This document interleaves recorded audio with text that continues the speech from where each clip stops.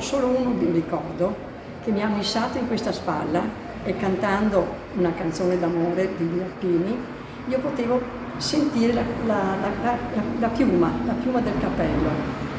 Per cui questo solo ho ricordo, ma è come se l'avessi in una fotografia. È il ricordo della nipotina quando aveva 4 anni dei fratelli Targon, Silvio e Massimiliano Alpini dell'Armir, che nel 1943 non tornarono dal fronte russo.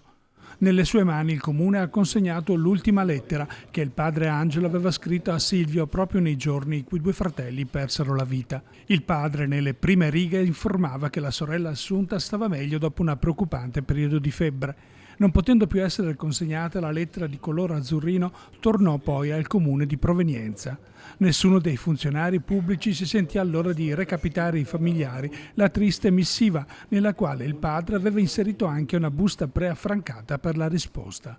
Un documento eccezionale ritrovato 80 anni dopo nell'archivio storico comunale, spostando casualmente alcuni faldoni. Ora, tra tanta commozione, quella lettera è tornata nelle mani degli eredi dei fratelli Massimiliano e Silvio Targon. Oggi abbiamo fatto tornare a casa 2 nostri alpini che erano dispersi in guerra, morti. Abbiamo consegnato questa lettera, abbiamo dato dignità, abbiamo dato alle famiglie ancora un ricordo di questi ragazzi. Ho visto una famiglia molto unita e molto commossa. È stato un momento importante per la comunità, ma soprattutto questi sono momenti dove ricordare serve per non dimenticare.